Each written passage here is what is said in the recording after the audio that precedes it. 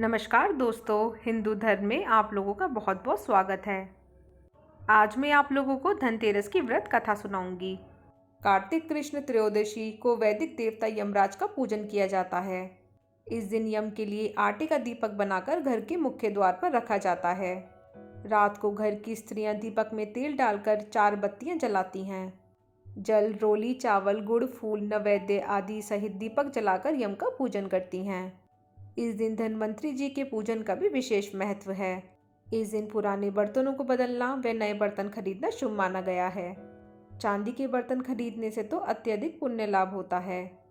इस दिन हल जुती मिट्टी को दूध में भिगोकर उसमें सेमर की शाखा डालकर 3 बार अपने शरीर पर फेरना तथा कुमकुम लगाना चाहिए। कार्तिक स्नान करके प्रदोष काल में घाट, गौशाला, बावली, कुआं, मंदिर आदि स्थानों पर 3 दिन तक दीपक जलाना चाहिए तथा तुला राशि के सूर्य में चतुर्दशी व अमावस्या की संध्या को जलती लकड़ी की मशाल से पितरों का मार्ग प्रशस्त करना चाहिए। व्रत कथा। एक बार यमराज ने अपने दूतों से प्रश्न किया, क्या प्राणियों के प्राण हरते हुए तुम्हें किसी पर दया भी आती है? यमदूत संकोच में पड़कर बोले, नहीं महाराज, हम तो आपकी आज्ञा का पालन करते हैं, हमें दया भाव से क्या प्रयोजन। यमराज ने सोचा कि शायद ये संकोचवश ऐसा कह रहे हैं, अतः उन्हें निर्भय करते हुए वह बोले, संकोच मत करो, यदि कभी तुम्हारा मन पसीजा तो तुम निडर होकर कह डालो। तब यमदूतों ने डरते डरते बताया कि सचमुच एक ऐसी ही घटना घटी थी महाराज, जब हमारा हृदय कांप उठा था। ऐसी क्या घटना घटी थी? उत्सुकतावश यमराज ने पूछा। महाराज, हंस नाम का एक राजा एक दिन शिकार के लिए गया। वह जंगल में अपने साथियों से बिछोड़कर भटक गया और दूसरे राज्य की सीमा में चला गया। फिर वहाँ के शासक हेमा ने राजा हंस का बड़ा सत्कार किया। उस दिन राजा हेमा की पत्नी ने एक पुत्र को जन्म दिया था। ज्योतिषियों ने नक्षत्र गणना करके बताया कि यह बालक विवाह के 4 दिन बाद मर जाएगा।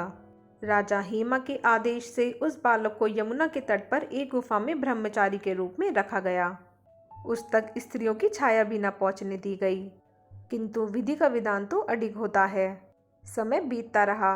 संयोग से एक दिन राजा हंस की युवा बेटी यमुना के तट पर निकल गई और उसने उस ब्रह्मचारी बालक से गंधर्व विवाह कर लिया।